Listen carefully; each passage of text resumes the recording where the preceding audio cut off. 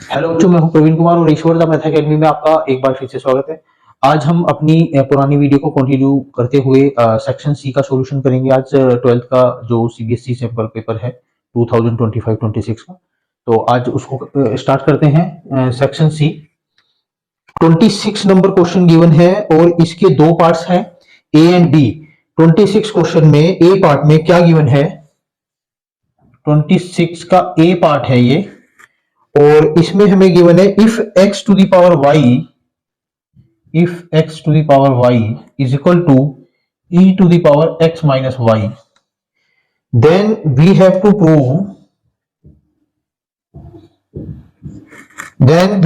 Prove dy by dx is equal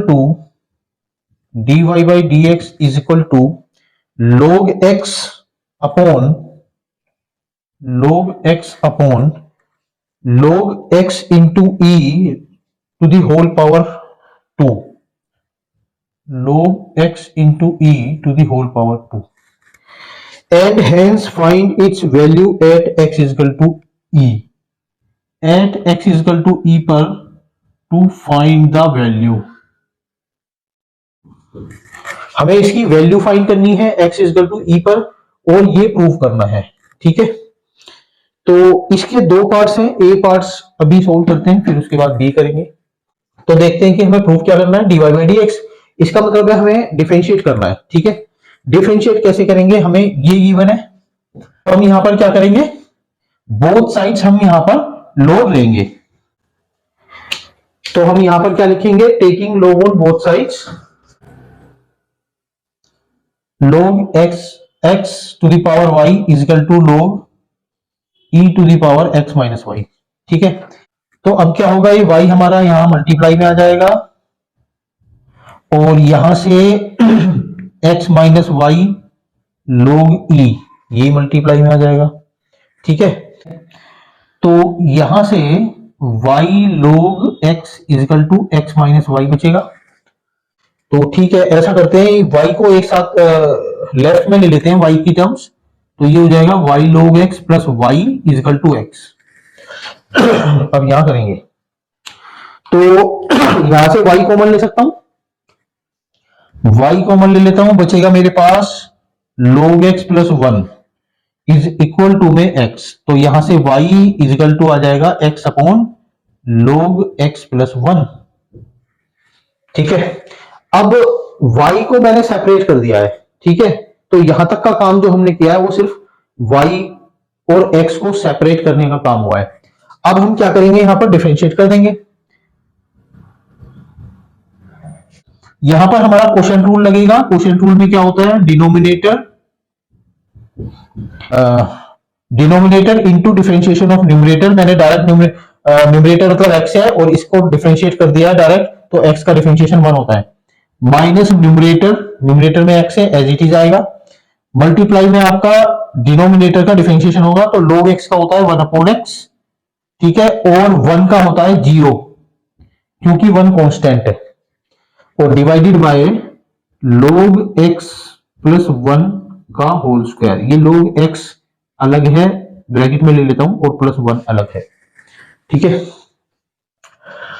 तो यहां से क्या हो जाएगा, log x प्लस 1 और ये भी माइनस 1 आ जाएगा, x से x कैंसिल हो जाएगा और बचेगा क्या मेरे पास, log x plus 1 whole square. ठीक है, तो ये 1 से भी 1 कैंसिल हो जाएगा। अच्छा, ये 1 जो है इसको अगर मुझे ये लिखना हो, मैं यहां पर कर लेता हूं इसको, ये मेरे पास है log x, तो dy बाई dx हमारा क्या आ जाएगा, log x upon log x plus, अच्छा ये जो 1 है इसे मैं ऐसा लिख सकता हूं log e, क्योंकि मैंने यहां पर आपको देखो log e जब था तो इसको 1 कर दिया था, तो 1 को वापस मैं log e लिख सकता हूं। ठीक है, और इसका बेस भी e ही रहेगा, तो dy by dx is equal to log x upon log a plus log b हमारा होता है log ab, तो ये हो जाएगा log x इंटू e। ठीक है, और इसका तो स्क्वायर भी था, ये तो होल स्क्वायर भी है ना, तो यही हमें लाना था, ये हमारी आरएचएस प्रूव हो गई है। अब हमें क्या करना है, अब x को e पुट करना है। तो अब लिखेंगे at x is equal to e we have dy by d x is equal to log e upon log x को भी e पुट कर देता हूं तो ये e स्क्वायर हो जाएगा और इसका होल स्क्वायर भी है। तो log e तो 1 हो जाएगा और ये 2 हमारा यहां पर आ जाएगा, 2 log e का स्क्वायर, तो ये हो जाएगा 1 अपॉन 2 इंटू 1 का स्क्वायर। तो इसका मतलब क्या होगा, ये 1 अपॉन 4 आंसर आ जाएगा इसका। ठीक है, देखिए 26 का बी पार्ट है, इसमें क्या गिवन है, if x is equal to a with in bracket theta minus sine theta and y is equal to a with in bracket 1 minus cos theta then we have to find d2y upon dx square. तो ये higher order differentiation की parametric form है, तो इसको करते हैं। x is equal to a with in bracket theta minus sine theta and y is equal to a within bracket 1 minus cos theta, then we have to find double derivative find करना है इसमें। तो सबसे पहले हम क्या करेंगे, differentiating x with respect to theta. तो पहले मैं dx upon D theta find कर लेता हूं।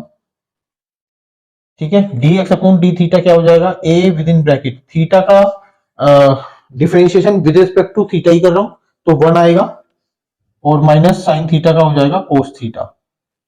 ठीक है, अब y का क्या हो जाएगा, dy by d theta is equal to a 1 का 0 हो जाएगा और माइनस कोस थीटा का माइनस साइन थीटा होता है तो ये हो जाएगा प्लस साइन थीटा।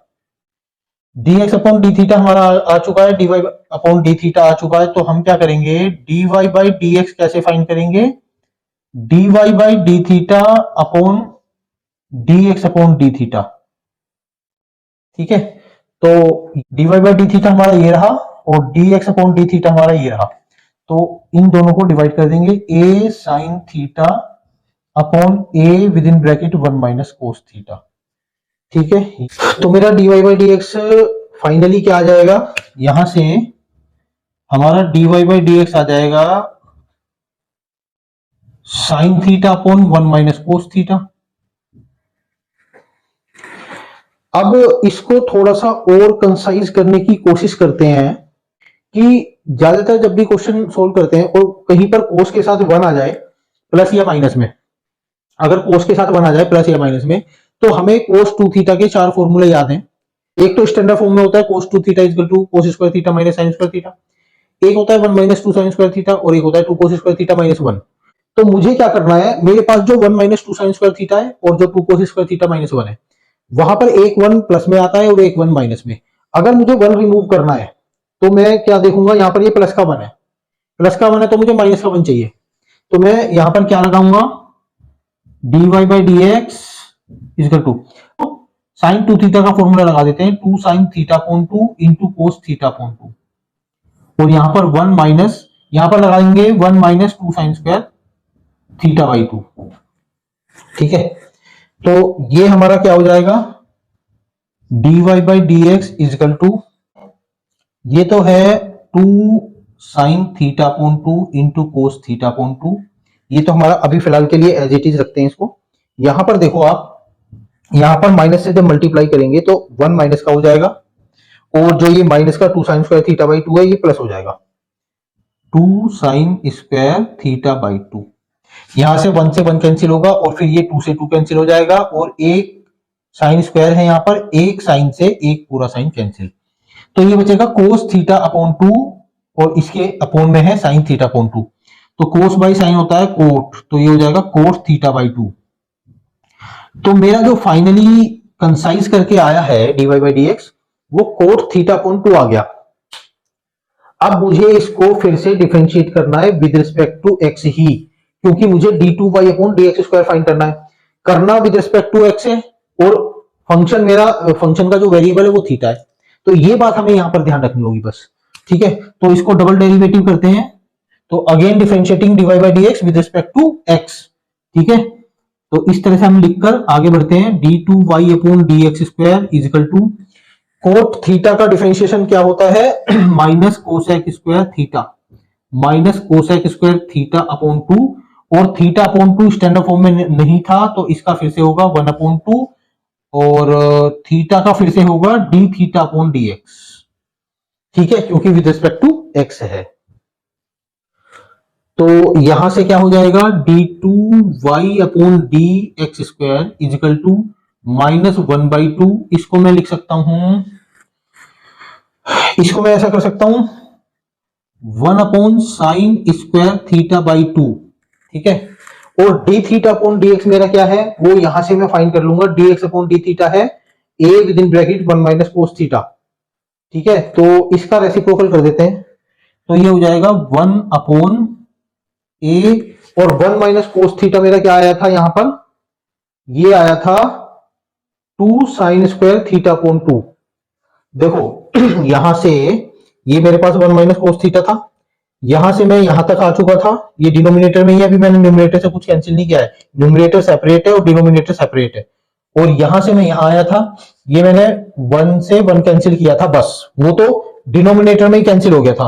अब ये न्यूमरेटर से जो काटा है उसको मत आप काटिए, और ये बचेगा मेरे पास 2 साइन स्क्वायर थीटा अपॉन 2। तो यहां पर मेरा जो ये आ रहा है 1 माइनस कोस थीटा रेसिप्रोकल में, क्योंकि मुझे D theta upon D x चाहिए, तो D theta upon D x आएगा मेरा 1 upon A with in bracket 1 minus cos theta. इसकी जगह मैं लिख देता हूं 2 साइन स्क्वायर थीटा अपॉन 2, तो ये आ जाएगा 2 साइन स्क्वायर थीटा अपॉन 2। तो इसका फाइनल आंसर क्या आएगा, फाइनल आंसर इसका आ जाएगा माइनस, या यहीं पर कर लेते हैं, यहां पर करते हैं इसको, इसको यहां पर करते हैं माइनस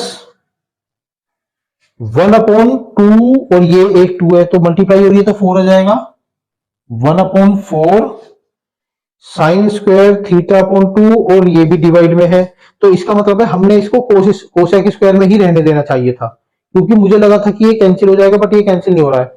तो sign to the power 4 theta by 2 आएगा, और ये है अपॉन में, तो इसको वापस कोसेक की फॉर्म में हम कन्वर्ट कर लेते हैं। तो ये हो जाएगा हमारा 4a भी डिवाइड में है, -1/4a, और ये हो जाएगा cosec raise to the power 4 theta by 2।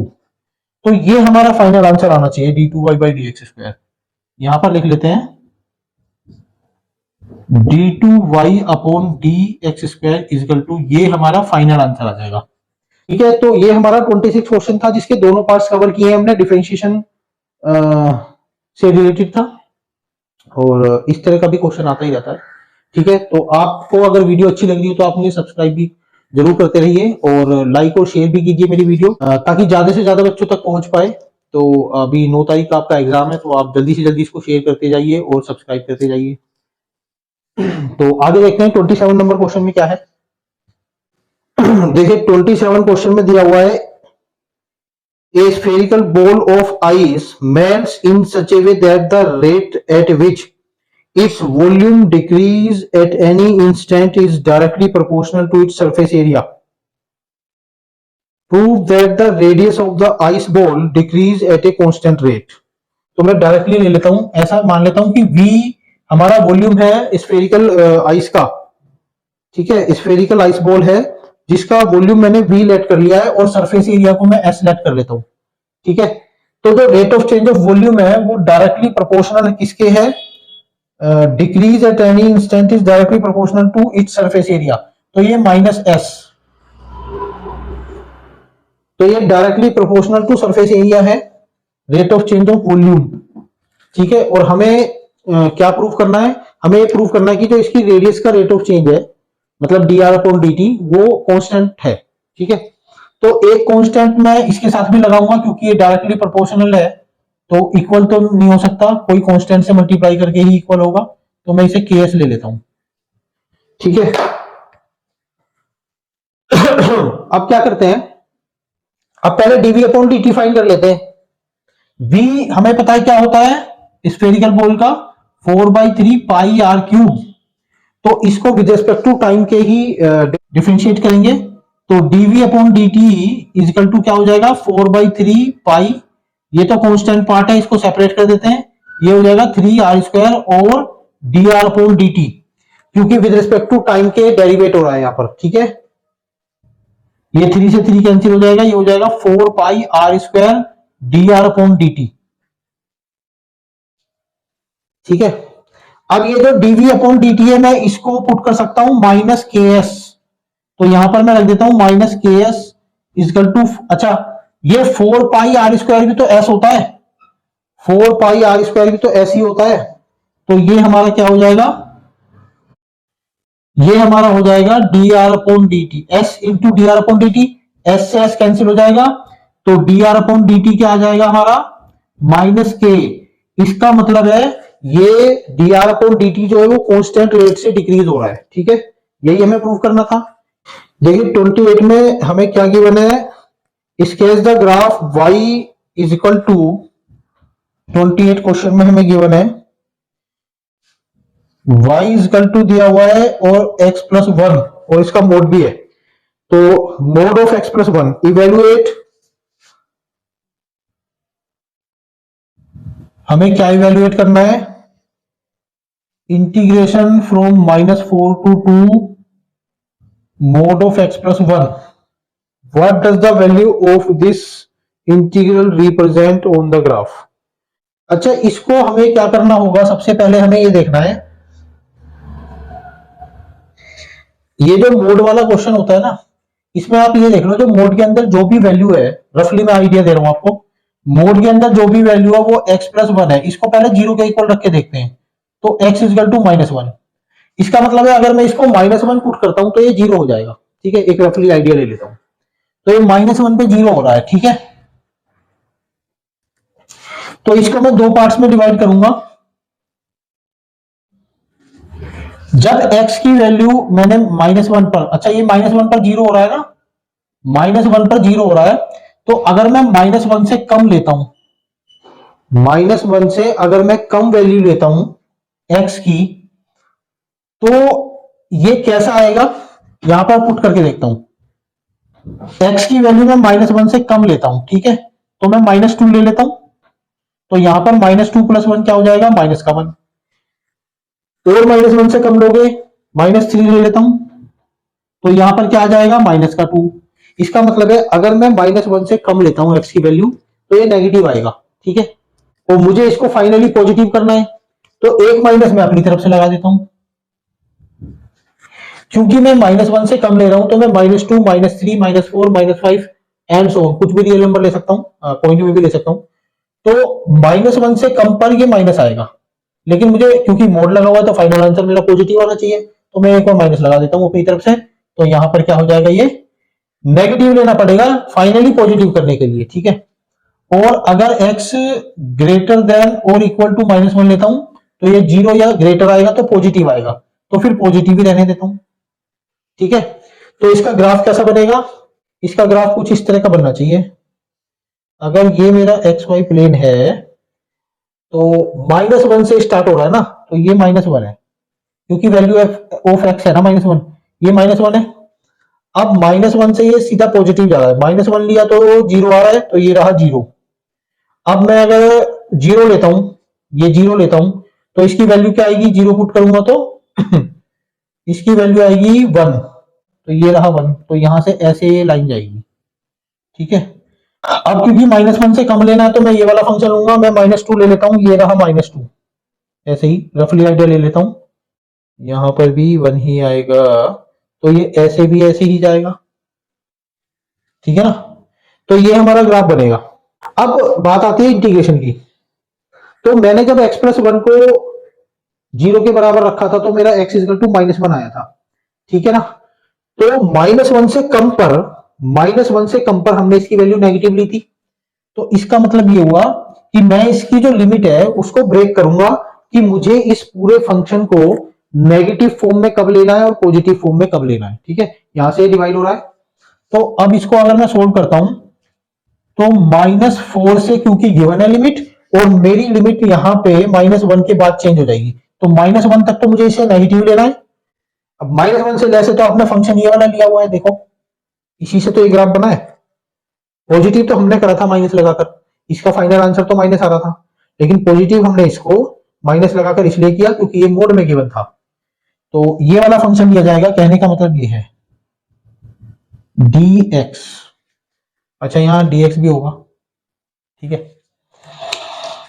और -1 के बाद तो आप जहां तक गिवन है लिमिट वहां तक ले सकते हैं और ये पॉजिटिव आएगा, ठीक है, ये पॉजिटिव आ जाएगा। तो इसका क्या हो जाएगा माइनस, ये तो हो जाएगा x² + 2 और ये प्लस x इंटीग्रेशन इसका, और इसकी लिमिट है -4 to -1। ये क्या हो जाएगा x²/2 + x और -1 to 2, ठीक है। ये मैंने डायरेक्ट इंटीग्रेशन कर दिया है। ये आपको x⁴n से, और कांस्टेंट का हमारा x होता है, मतलब 1 का हमारा x होता है कांस्टेंट, उसमें अगर 1 के अलावा कुछ और है तो वो बाहर आ जाएगा। तो यहां से लिमिट बन जाएगी हमारी -1 का स्क्वायर 1 हो जाएगा, 1/2 -1। तो ये तो अपर लिमिट पुट कर दी मैंने पूरे में, और माइनस जब -4 करूंगा तो 16/2 8, और ये हो जाएगा हमारा -4, ठीक है। ये आ जाएगी ना लिमिट, प्लस यहां से आ जाएगा 2 का स्क्वायर 4/2 2 + 2 माइनस -1 पुट करूंगा तो +1/2 और -1, ठीक है। थोड़ी कैलकुलेशन आप भी चेक कर लेना अपनी तरफ से। तो हाफ -1 -हाफ आ जाएगा -4, ठीक है, प्लस ये हो गया 4 माइनस हाफ -1 तो +1/2 आएगा। तो ये मल्टीप्लाई कर देता हूं माइनस से, तो प्लस हो जाएगा ये मेरा माइनस से जब मल्टीप्लाई करूंगा तो 1/2 + 4 + 4 + 1/2। तो हमारा क्या आंसर आ जाएगा, ये 9 स्क्वायर यूनिट्स। तो इसमें लास्ट में जो पूछी है ना, what does the value represents, तो हम लिख देंगे it represents the area covered by the graph. तो ग्राफ पर जो -4 से 2 तक की जो लिमिट है, वहां तक आपका जो एरिया कवर होगा वो आपका 9 स्क्वायर यूनिट कवर होगा, ठीक है। तो ये लास्ट में ये लाइन लिख देंगे। देखिए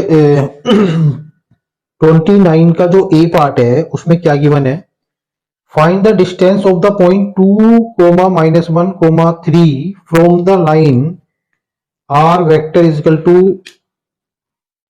2i cap - j cap + 2k cap plus mu 3i cap + 6j cap + 2k cap measured parallel to the z axis.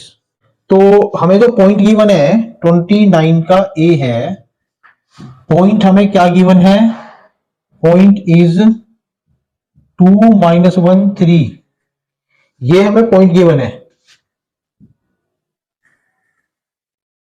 और किस लाइन से ये डिस्टेंस फाइंड करनी है, ये लाइन दी हुई है वेक्टर की फॉर्म में है 2i cap - j cap + 2k cap plus mu 3i cap + 6j cap + 2k cap. ये हमें गिवन है measured parallel to the z axis, ठीक है। तो हमें ये पॉइंट दिया हुआ है, ये पॉइंट हमें गिवन है, ये पॉइंट इस लाइन का पॉइंट है, और ये पॉइंट उस लाइन का है जो लाइन z एक्सिस के पैरेलल है। तो मैंने मान लिया कि ये वो लाइन है और ये z एक्सिस के पैरेलल है, ठीक है।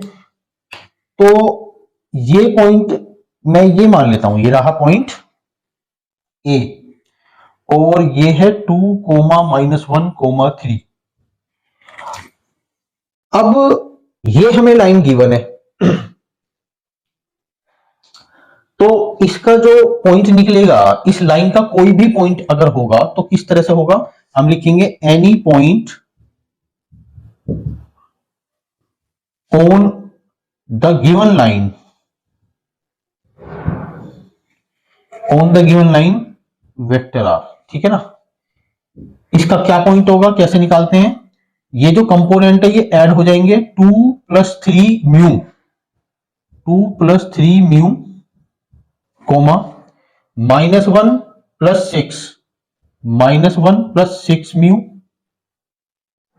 Coma 2 + 2 mu, 2 + 2 mu. ये वाला हमारा हो गया any point on the given line is this, और any point on the line through this, जो लाइन इस पॉइंट के थ्रू और जेड एक्सिस के पैरेलल है, जो लाइन इस पॉइंट के थ्रू जा रही है और जेड एक्सिस के पैरेलल है, उस पर कोई और अदर पॉइंट लेते हो तो एक्स और वाई तो सेम रहेंगे क्योंकि जेड एक्सिस के पैरेलल है, तो केवल जेड का कंपोनेंट चेंज होगा।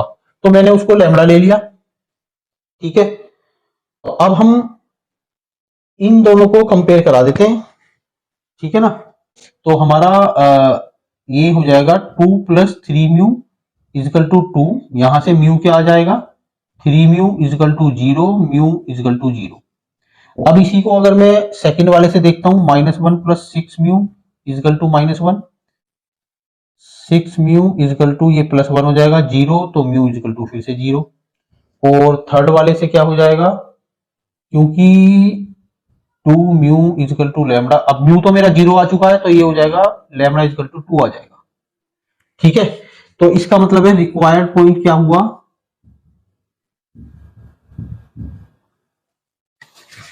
ये हो जाएगा 2, -1, 2। अब हमें इस पॉइंट से इस पॉइंट की डिस्टेंस फाइंड करनी है। ठीक है, तो इस पॉइंट से इस पॉइंट की डिस्टेंस कैसे फाइंड होगी, तो हम ए बी कैसे फाइंड करेंगे, स्क्वायर रूट ऑफ 2 - 2 0 का स्क्वायर प्लस -1 -1, तो ये भी 0 हो जाएगा, तो 2 - 3, तो ये भी 0 का स्क्वायर आएगा, और ये आएगा 2 - 3 का होल स्क्वायर। ठीक है, तो ये तो 0 हो गया, -1 का स्क्वायर, तो 1 आंसर आ जाएगा आपका। 1 यूनिट, 1 यूनिट डिस्टेंस आएगी इसकी। देखिए 29 का ए हमने किया है और 29 का जो बी है वो सेम है। Find the point of intersection of the line, और लाइन क्या गिवन है 3i कैप प्लस के कैप प्लस म्यू आई कैप प्लस जे कैप प्लस के cap, and the line through 2, -1, 1 parallel to z axis, how far is this point from the z axis। तो ये बिल्कुल same है जैसे हमने 29 का ए किया है, इसको आप होमवर्क में कर लेना 29 का बी। ठीक है, ये एज इट इज है जैसे कि 29 का ए है। तो सिमिलर क्वेश्चन है, इसको मैं स्किप कर रहा हूं। अब यहां पर 30 क्वेश्चन देखते हैं। क्वेश्चन नंबर 30 में क्या गिवन है, मैक्सिमाइज जेड करना है, एलपीपी का क्वेश्चन है। 2x + y,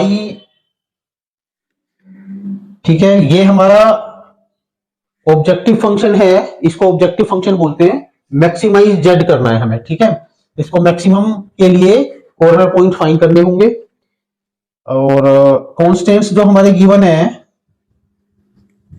कॉन्स्टेंट्स क्या है, x + y is less than और equal to 1200, x + y is greater than और equal to 600, y is less than or equal to x/2, and x is greater than or equal to 0 and y is greater than or equal to 0। तो इसको सिर्फ graphically solve करना है। ठीक है, graphically solve करना है। तो हम क्या करते हैं, सबसे पहले इनको इक्वेशन मानकर और पहले इनको ग्राफिकली सोल्व कर लेंगे। तो मैं थोड़ा सा डायरेक्ट कर देता हूं ताकि आपको सिर्फ कंसेप्ट क्लियर हो जाए। अब हम इसमें क्या करेंगे, पहले इसको इक्वेशन लेट कर लेंगे, मतलब एज्यूम इक्वेशन करके चलेंगे, क्योंकि ये तो इनइक्वलिटी भी है और इक्वेशन भी हो सकती है। ठीक है, तो मैंने इसको थोड़ा सा इक्वेशन मान लिया, पहले इक्वल टू ले लिया बस। तो x मेरा अगर 0 आता है इस वाले केस में, x 0 है तो y क्या हो जाएगा 1200, और अगर y 0 है तो x 1200। ठीक है, और इसको कैसे करेंगे, तो ये सेकंड इनइक्वलिटी को कैसे सोल्व करेंगे, फिर से वही इसको इक्वेशन लेकर चलेंगे और x और y की वैल्यू फाइंड कर लेंगे। x को अगर मैं 0 पुट करता हूं तो y मेरा 600 आएगा, और y को 0 पुट करता हूं तो x 600 आएगा। ठीक है, एक इक्वेशन ये भी बन जाएगी, यहां पर मैं 2 से मल्टीप्लाई कर देता हूं बोथ साइड, तो ये हो जाएगा 2y इज लेस देन और इक्वल टू x। x को मैं लेफ्ट में ले लेता हूं तो ये हो जाएगा -x + 2y is less than और इक्वल टू 0। ठीक है, एक इक्वेशन ये बन जाएगी। तो इसको कैसे सोल्व करेंगे, इसको भी, इसके भी कोऑर्डिनेट फाइंड कर लेते हैं। x को अगर 0 पुट करता हूं तो y 0 आता है। ठीक है, एक तो पॉइंट यहीं से हो जाएगा। अब अगर मैं x को 10 ले लेता हूं, सपोज, नहीं 10 तो नहीं ले सकते क्योंकि यहां पर 600 और 1200 के हिसाब से ग्राफ बनाना है, तो मैं इसको 200 ले लेता हूं। ठीक है, x को मैं अगर या y को 200 अगर लेता हूं, y को 200 लिया तो ये 400 होगा, राइट में जाएगा, तो -400। तो इसका मतलब है ये 400 आ जाएगा x। ठीक है, अभी तो मैं इनइक्वलिटी चेक नहीं कर रहा हूं, यहां पर सिर्फ इक्वेशन मानकर, और ये मैंने इनके एक्स और वाई की वैल्यू फाइंड की है ताकि ग्राफ ड्रॉ कर सकें। तो अब अगर इसका ग्राफ बनाते हैं तो कैसा बनेगा, सारी वैल्यू पॉजिटिव है तो मैं इस तरह से ग्राफ बना लूंगा।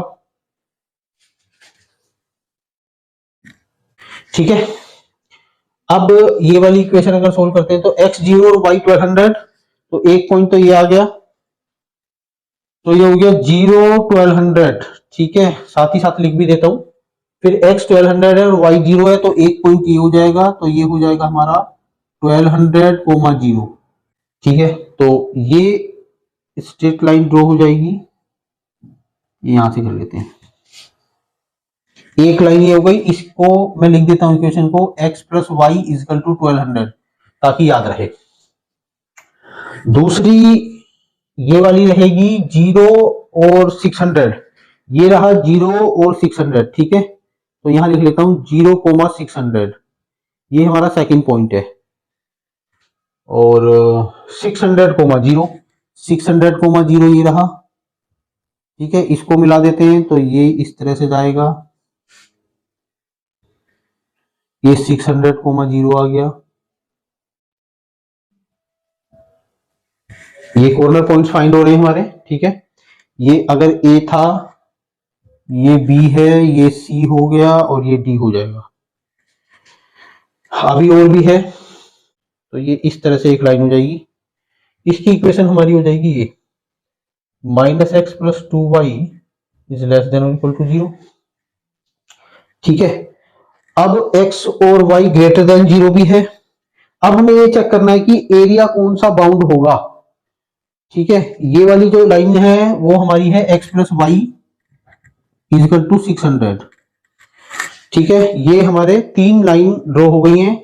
अब इनके बीच का हमें एरिया देखना है। ठीक है, चलिए देखते हैं। जब मैं इसमें 0 0 पुट करूंगा तो ये हमारा हो जाएगा 0 इज लेस देन और इक्वल टू 1200 एक्स और वाई। ये रीजन चेक करने के लिए हम करते हैं एक्स और वाई को 0 0 पुट कर देते हैं, इनइक्वलिटी चेक करते हैं, फिर उसके बाद एक्स और वाई को 0 0 पुट कर देते हैं, और उसमें हम क्या चेक करते हैं कि क्या ये इक्वेशन ट्रू आएगी या नहीं, इनइक्वलिटी ट्रू है या नहीं। तो 0 इज लेस देन और इक्वल टू 1200, तो ये ट्रू है। ट्रू है तो हमारा रीजन होता है ओरिजिन की तरफ वाला। ठीक है, ये वाली लाइन हमारी ये रही, और इसका जो रीजन होगा वो इधर वाला होगा। ठीक है, जो ओरिजिन की तरफ जा रहा है। अब यहां 0 0 पुट करता हूं तो ये आता है 0 इज ग्रेटर देन और इक्वल टू 600, तो ये फॉल्स है। फॉल्स है तो ये ओरिजिन को कवर नहीं करेगा ये वाला रीजन, तो x प्लस वाई हमारी ये रही, तो इसके ऊपर वाला आएगा जो ओरिजिन की तरफ ना हो। ठीक है, ये वाला रीजन लिया जाएगा, तो इन दोनों के बीच का रीजन आएगा अभी। तो मतलब कहने का है अभी तक यहां से यहां तक का रीजन आ सकता है। ठीक है, अब उसके बाद मैं जब इसमें 0 0 पुट करता हूं तो यहां पर भी 0 इज लेस देन और इक्वल टू 0, तो ये ट्रू भी हो सकती है और फॉल्स भी। इसके लिए हम यहां चेक कर लेते हैं कि यहां पर x इज ग्रेटर देन और इक्वल टू 2y है। ठीक है, तो जो ग्रेटर होता है मैं उसकी तरफ का रीजन ले लेता हूं इसमें। जैसे कि ये ग्रेटर है, ये लाइन है ना, ये वाली लाइन है, ये 2y इज लेस देन और इक्वल टू x। तो अगर x ग्रेटर है तो मैं x की तरफ वाला रीजन ले लूंगा, अगर y ग्रेटर होता तो मैं y की तरफ वाला रीजन ले लेता। ठीक है, तो मैं ये वाला रीजन लूंगा, ये वाला इसका रीजन आएगा। तो अब इसके कॉर्नर पॉइंट्स हमें फाइंड करने हैं। ठीक है, ये वाला, ये वाला, ये वाला तो हो ही चुका है पहले से, और एक ये वाला। ये कॉर्नर पॉइंट्स कैसे फाइंड होंगे? अब देखो, ये जो पॉइंट है ये x plus y equal to 600 है, और ये हमारा ये रहा x इक्वल टू 2y। ठीक है, तो इन दोनों इक्वेशन को जब सोल्व करेंगे तो यहां से ये वाला पॉइंट निकल के आ जाएगा। तो x plus y equal to 600 and x is equal to 2y। अभी मैं इक्वेशन लेकर ही सोल्व करूंगा, इन दोनों को सोल्व करते हैं। तो ये 2y पुट करूंगा जब x की जगह, तो ये हो जाएगा 3y।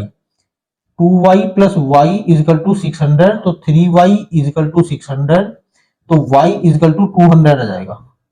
y 200 आएगा तो x आ जाएगा 400, तो ये 400 और 200, तो ये हमारा ये वाला कॉर्नर पॉइंट आएगा 400, 200। ठीक है, ये आ जाएगा इसका कॉर्नर पॉइंट। अब मैं इसको ए बी सी डी ले लेता हूं, ए बी सी और ये डी। ये वाला कॉर्नर पॉइंट कैसे आएगा, ये इस लाइन से और इस लाइन को दोनों को सोल्व करेंगे। तो यहां पर वही है, x plus y is equal to 1200 है, तो यहां कर लेता हूं x plus y is equal to 1200 है, और x इजकल टू 2y है। तो x को जब 2y पुट करूंगा तो ये 3y इजकल टू 1200 आएगा, तो y इजकल टू आ जाएगा 400 और x आ जाएगा 800।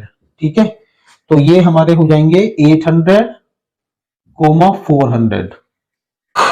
तो अब हमें मैक्सिमाइज फाइंड करना था, तो इसके लिए क्या करते हैं, अब इन पर हम इन पॉइंट्स पर A B C and D, इन चारों कॉर्नर पॉइंट्स पर हम ये जेड की वैल्यू फाइंड करेंगे।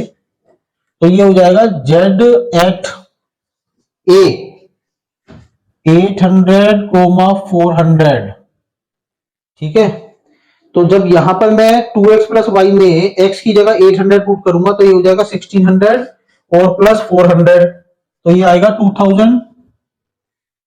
फिर z एट 1200, 0 1200, 0, तो 1200 x की जगह पुट करूंगा और 0 y की जगह, 1200 की 2 से मल्टीप्लाई करूंगा 2400, और 0 था y तो वो ऐड नहीं हो पाएगा।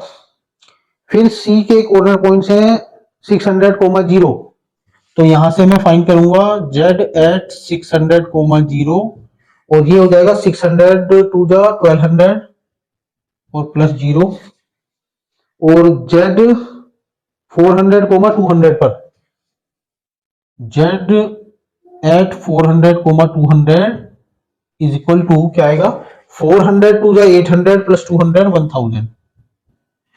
तो हमारा जो मैक्सिमम z आ रहा है, this implies z is maximum at, किस पर मैक्सिमम आ रहा है, यहां पर। ठीक है, 1200, 0, तो हमारा ये रिक्वायर्ड पॉइंट्स होंगे coordinates of x and y 1200, 0। देखिए क्वेश्चन 31 में क्या गिवन है, क्वेश्चन नंबर 31। ठीक है, two students Mehul and Rashi are seeking admission in a college.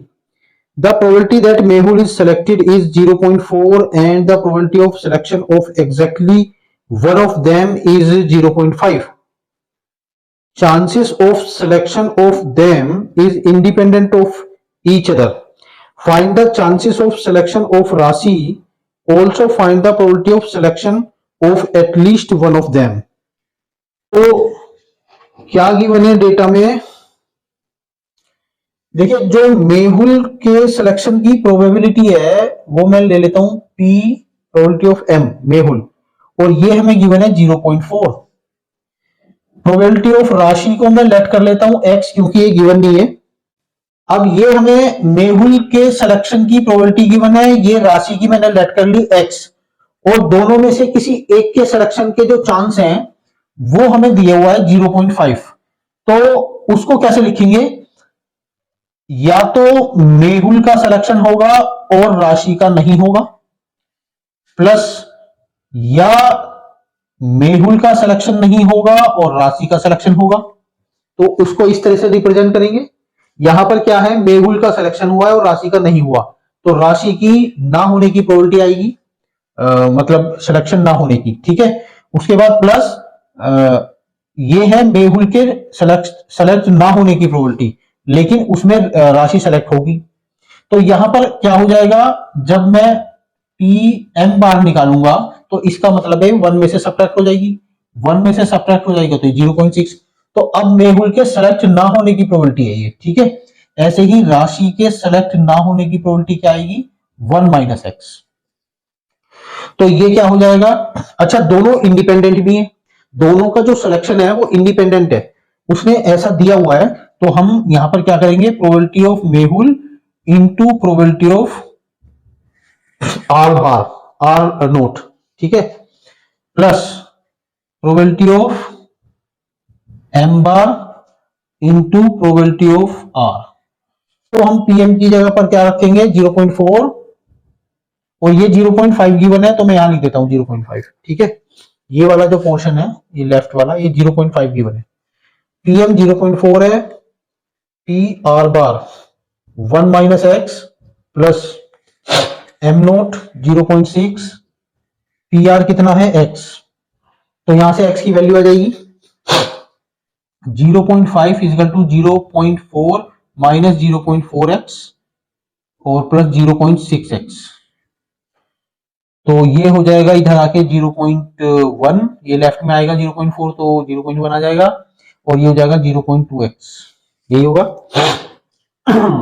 तो x इजकल टू आ जाएगा 1/2, तो x क्या आ जाएगा 1/2, तो राशि के चांसेस हैं 1/2, हाफ चांसेस हैं राशि के सेलेक्ट होने के।